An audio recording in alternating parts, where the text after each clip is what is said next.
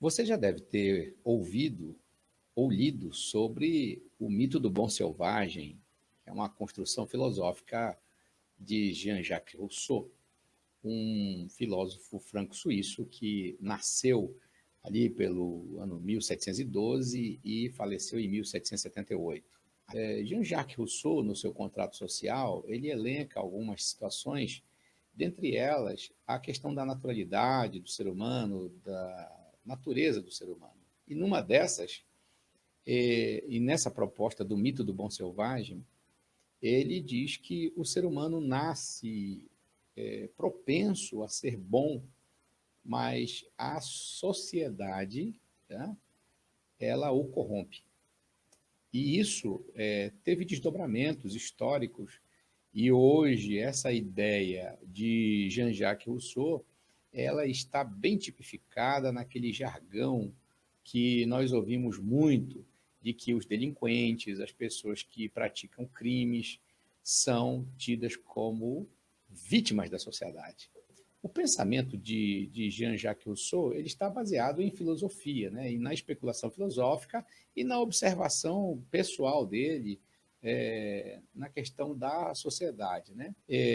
Uma citação dele que eu quero aqui deixar para você é quando ele diz o seguinte, que a natureza fez o homem feliz e bom, mas a sociedade deprava-o e torna-o miserável.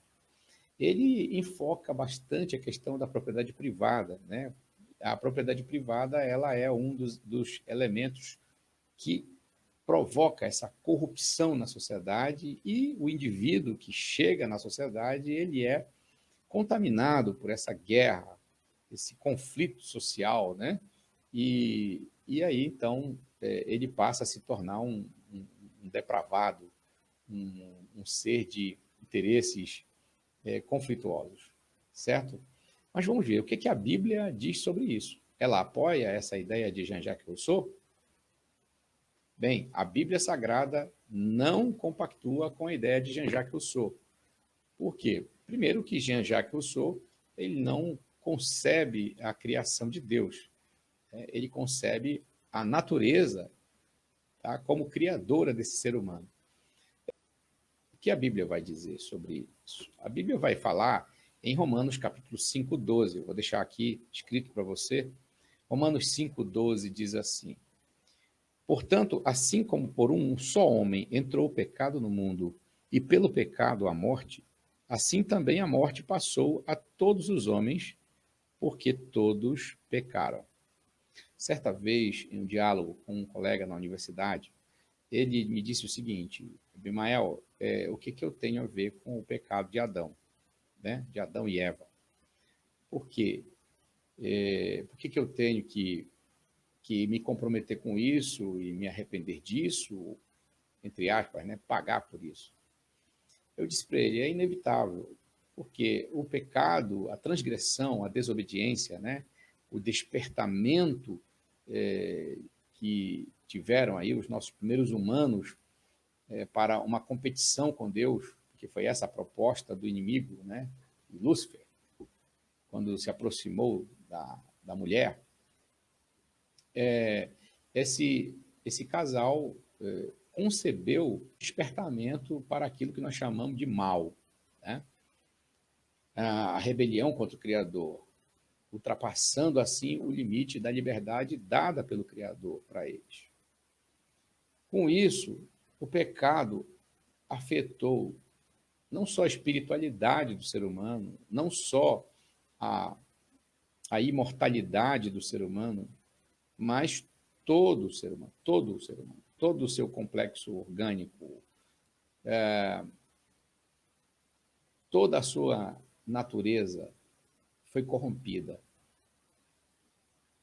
O ser humano tornou-se, então, defeituoso a partir daí, no corpo e no espírito, podemos dizer assim. Tá? Não é só, o homem não se tornou só mortal, não. Tem todo o desgaste biológico, as consequências o desastre genético que vai ocorrer a partir daí, que vai trazer defeitos ao ser humano, vai produzir anomalias, e tudo isso que a gente já se depara, né? As grandes descobertas científicas mostram que há uma digital do Criador em nós, a digital de Deus no nosso DNA, né? Como recentemente foi até noticiada, amplamente noticiada, essa descoberta.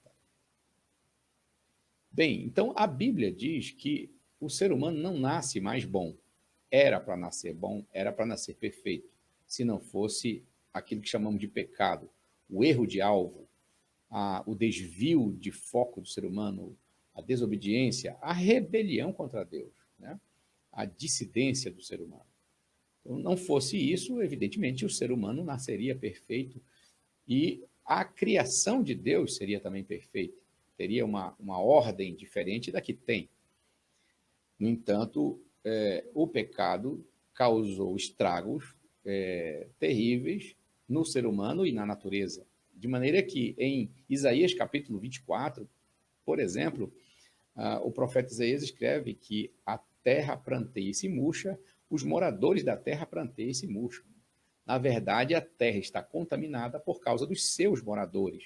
Por quê? Porque são transgressores, porque são desobedientes, porque são resistentes e rebeldes a Deus e a sua lei moral. Então, a Bíblia mostra claramente que o ambiente interno do ser humano e o externo estão contaminados por causa do primeiro erro.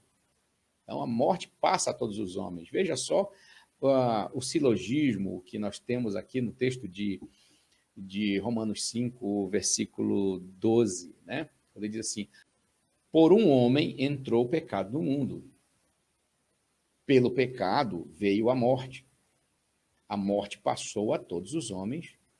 Então, por isso, todos são pecadores. O que Paulo está dizendo?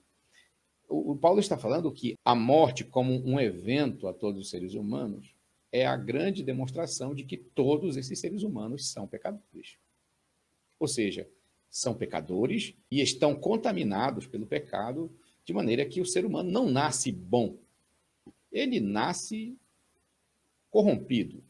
Ele nasce com uma natureza defeituosa, mortal, pecaminosa, tendente ao pecado. E a gente pode ver isso, por exemplo, eu costumo sempre falar isso nas minhas pregações, nas minhas ministrações, quando eu digo o seguinte: se fosse o caso de um experimento, você ter um filho e deixá-lo fazer tudo o que quer, dar a essa criança tudo o que ela quer, dar a ela o melhor ambiente possível, né, sem cercear a sua liberdade, sem colocar limites, tá? Deixá-la à vontade. Você não veria um ser humano bom. Você não veria um ser humano propenso à bondade. Você veria um ser humano muito mais tendente à rebelião, à desobediência e a fazer as coisas incorretas, né, e a praticar atos de autodestruição, inclusive, de autodestruição, do que propriamente de autopreservação ou de preservação do outro. Tá? Então, não estaríamos criando um ser humano, mas sim um monstro. O ser humano ele nasce muito mais propenso ao mal do que ao bem. O bem é aprendido a duras penas. O bem é aprendido a duras penas, eu repito. Tá? O mal não. O mal é algo que o ser humano pratica e faz com espontaneidade, com muita facilidade. É fluente, tá? A prática daquilo que nós chamamos de mal, de incorreto, de injusto, né? A agressividade, o egoísmo são muito presentes na criança. A própria negação é muito recorrente nos nossos bebês, nas nossas crianças, né? Então, nós temos na Bíblia uma constatação de que a doutrina de Jean-Jacques Rousseau ela não se configura nos propósitos, nos planos, na criação de Deus. A humanidade está corrompida, o ser humano, como diz o salmista Davi, ele é concebido em pecado. E diga-se de passagem, quando o salmista Davi, no Salmo 51, fala que em pecado fui formado e em pecado me concebeu minha mãe, ele não está aí rotulando, por exemplo, a relação sexual em si. Ele está falando do processo de concepção, do processo de surgimento da vida. Ele assim, ou seja, que o ser humano, ele desde a sua concepção, ele já vem defeituoso. E é isso que Jean-Jacques Rousseau não concebe lá no seu contrato social quando fala desse acorrentamento do ser humano àquilo que ele chama de processo civilizador ou civilizatório, né? Ao seu aparecimento em sociedade.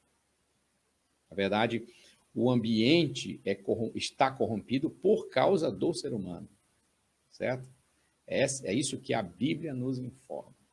Um outro fator que eu queria abordar aqui nesta reflexão é que, se você pegar a Bíblia Sagrada, você ler a Bíblia de Gênesis a Apocalipse, você não vai ver em momento algum Deus tratando o ser humano como vítima. Deus sempre está tratando o ser humano como alvo do seu amor, como um ser pecador, né? Lá, os primeiros pais são os originadores físicos, humanos do pecado. Os demais nascem já com o defeito de serem rebeldes, de serem resistentes a Deus, resistentes à obediência. Para serem obedientes e para serem submissos e harmônicos com Deus, os seres humanos precisam de aprendizado, e um aprendizado de muita disciplina e, como eu disse anteriormente, a duras penas. Tá? Por quê? Porque a facilidade que o ser humano tem é para a prática do mal, é para dar vazão ao seu egoísmo, para a prática de ações que brotam dessa natureza egoísta e agressiva. Então, a Bíblia nos informa dessa maneira a realidade humana. Não é vítima, o ser humano não é vítima. O vitimismo é sempre combatido por Deus. Jesus, quando vem à Terra, o Filho de Deus, quando aparece aqui na Terra, também ele confirma esse tratamento de Deus avesso ao vitimismo. Eu vou citar aqui, por exemplo, o caso do ladrão da cruz. O ladrão que se arrependeu ao lado de Jesus, né? Que chama o ladrão da direita. Ele olha para Jesus, reconhece que é um malfeitor, pede misericórdia e pede salvação, naquelas palavras dele quando diz: Senhor, lembra-te de mim quando entrares no teu reino. Jesus então diz: em verdade te digo hoje que tu estarás comigo no paraíso. No entanto, Jesus não o vitimizou. Jesus não agiu com ele com espírito de coitadismo, né? Pelo contrário, Jesus o perdoou, Jesus o justificou ali, tá? Mas não o tirou da cruz. Deixou-o ali para pagar os seus erros com a sociedade. Afinal de contas, o ser humano, ele chega a um momento da sua vida que ele é capaz de reconhecer as suas falhas, os seus defeitos, as suas transgressões, os seus crimes, como for o caso. Então, a Bíblia não trata o ser humano como vítima da sociedade. A Bíblia não trata o ser humano como vítima do pecado. Pelo contrário, a Bíblia diz em Tiago, capítulo 1, que cada um de nós é tentado pela sua própria cobiça. Sua própria cobiça.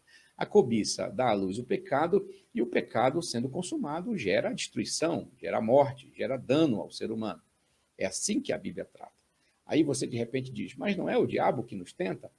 A Bíblia vai dizer que é a nossa cobiça. O diabo fez o seu primeiro trabalho lá no início, hoje colhe apenas os frutos. E aí, de repente, pergunta: mas por que o diabo tentou Jesus? A resposta é simples: porque Jesus não tinha cobiça. Então, o diabo foi pessoalmente lá tentá-lo. Jesus não tinha cobiça. O diabo foi lá oferecer a ele oportunidades de tentação. Tá? Então, por isso que a Bíblia Sagrada é muito clara quando nos fala sobre nós. Não nos coloca como vítimas nessa questão. Pelo contrário, nós somos os protagonistas, nós somos até algozes de nós mesmos nessa questão. As tentações são recorrentes e, às vezes, até inevitáveis. Porém, não significa que nós vamos cair nelas. Por quê? Porque o próprio Jesus intercedeu por nós nesse sentido. É plenamente possível, todo momento, sermos tentados. Porém, não significa que estejamos abandonados por Deus ou pelo Espírito de Deus que habita em nós a cairmos nessas tentações. Ok? Então, para finalizar, a Bíblia não concorda com o pensamento do bom selvagem lá do contrato social de Jean-Jacques Rousseau.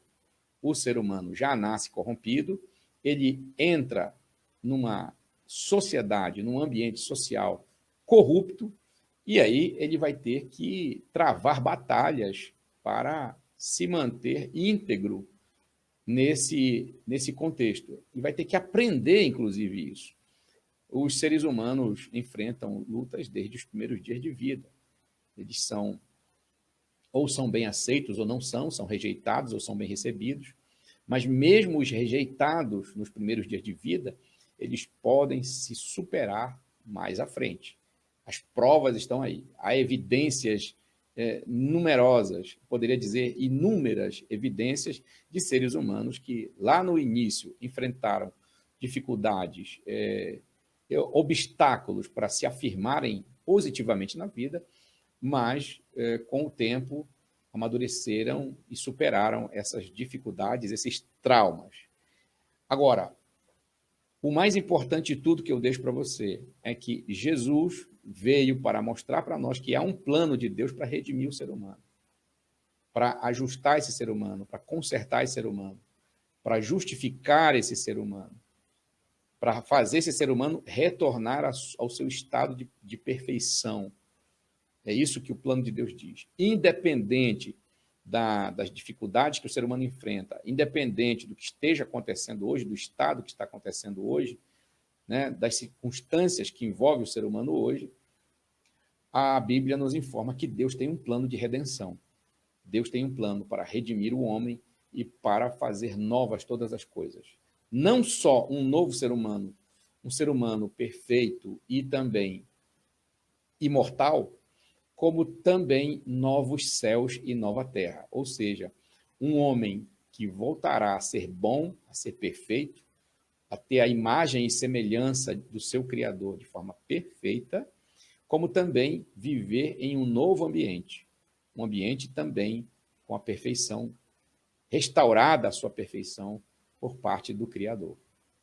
Deus abençoe a sua vida e que você e eu possamos nos enquadrar, nos encaixar a partir do convite de Deus, a partir do convite do Espírito Santo e do Evangelho, a fazermos parte, nos encaixarmos nesse cenário novo de vida em abundância, de vida eterna, cujo Redentor já demonstrou que quer nos salvar.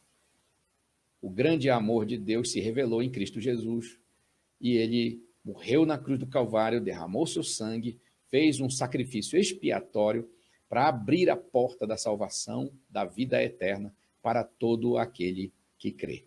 Deus abençoe sua vida, em nome do Senhor Jesus.